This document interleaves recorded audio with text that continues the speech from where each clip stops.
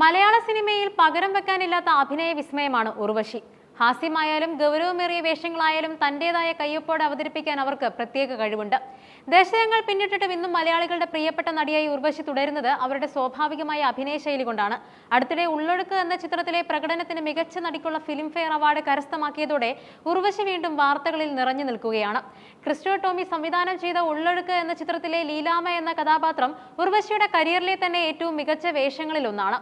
പാർവതി തിരുവോത്തിനൊപ്പം മത്സരിച്ചഭിനയിച്ച ആ ചിത്രത്തിന് ലഭിച്ച അംഗീകാരം ഉർവശി എന്ന നടിയുടെ കരുത്ത് ഒരിക്കൽ കൂടി തെളിയിച്ചു. അവാർഡ് ചടങ്ങിൽ നടൻ ഇന്ദ്രജിത്തും യുവനടി ഗൗരി നന്ദയും ചേർന്നാണ് ഉർവശിക്ക് പുരസ്കാരം സമ്മാനിച്ചത്. എന്നാൽ അവാർഡ് നിശ കഴിഞ്ഞ് മടങ്ങുമ്പോഴാണ് സോഷ്യൽ മീഡിയയിൽ തരംഗമായ രസകരമായ സംഭവം ഉണ്ടായത്. പുരസ്കാര നിറവിൽ ഭർത്താവിനൊപ്പം കാറിൽ കയറി മടങ്ങുകയായിരുന്നു ഉർവശി. ഈ സമയം ഒരു ഓൺലൈൻ മാധ്യമ പ്രവർത്തകൻ താരത്തിന്റെ അടുത്ത് ചെന്ന് ഒപ്പം ഇരിക്കുന്നത് ഭർത്താവാണോ എന്ന് ചോദിച്ചു. ഉർവശിയുടെ തനതായ രീതിയിലുള്ള മറുപടി ഉടനെ എത്തുകയുമുണ്ടായി. ഭർത്താവല്ലാതെ എന്റെ കൂടെ വണ്ടിയിൽ കയറി ഇരിക്കുമോ വൃത്തികെട്ട ചെറുക്ക. അത്രയും പറഞ്ഞിട്ടും നിർത്താതെ അവനൊരു അടിയുടെ കുറവുണ്ടെന്ന് ചിരിച്ചുകൊണ്ട് കൂട്ടിച്ചേർക്കാനും താരം മറന്നില്ല. ആരാധകർ ഈ വീഡിയോ ഇരു കൈയും നീട്ടിയാണ് സ്വീകരിച്ചത്. താരജാടകളില്ലാതെ തന്റെ മനസ്സിലുള്ളത് തുറന്നു പറയുന്ന ഉർവശിയുടെ ശൈലിക്ക് വലിയ കയ്യടിയാണ് ലഭിക്കുന്നത്. ആരോടും വിദ്വേഷമില്ലാതെ തമാശ കലർത്തി കാര്യങ്ങൾ പറയാനുള്ള അവരുടെ ഈ പ്രത്യേകത തന്നെയാണ് ഉർവശിയെ ഇന്നും മലയാളികൾക്ക് പ്രിയപ്പെട്ടവളാക്കുന്നത്. അവാർഡ് തിളക്കത്തിന് പിന്നാലെ ഉർവശി കേന്ദ്ര കഥാപാത്രമായി എത്തുന്ന പുതിയ ചിത്രത്തിന്റെ വിശേഷങ്ങളും പുറത്തു വന്നിട്ടുണ്ട്. എൽ ജഗദമ്മ 7ാം ക്ലാസ് ബി എന്നാണ് ചിത്രത്തിന്റെ പേര്.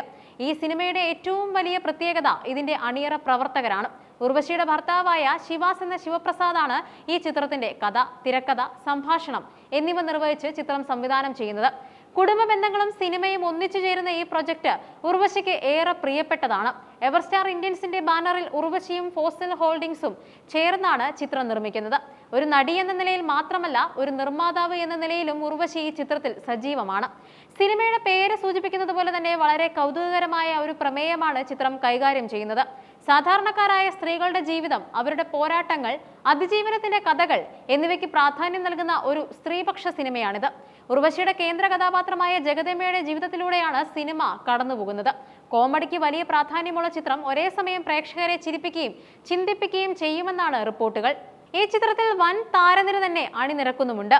കലേഷ് രാമാനന്ദ്, ബാലചന്ദ്രൻ ചുള്ളിക്കാട്, രാജേഷ് ശർമ്മ, കിഷോർ, നോബി, VK ബൈജു, രശ്മി അനിൽ, ശൈലജ അംബു, ജിബിൻ ഗോപിനാഥ്, അഞ്ജലി സത്യനാഥ് കൂടാതെ 50ലധികം പുതുമുഖങ്ങളെ ഈ ചിത്രത്തിലൂടെ മലയാള സിനിമയ്ക്ക് പരിചയപ്പെടുത്തുന്നുമുണ്ട്. അതോടൊപ്പം മികച്ച സാങ്കേതിക പ്രവർത്തകരാണ് ഈ ചിത്രത്തിന് പിന്നിൽ പ്രവർത്തിക്കുന്നത്. എന്തായാലും മലയാള സിനിമയിൽ ഉർവശി എന്ന നടിക്ക് പകരമായി മറ്റൊരു പേരില്ല.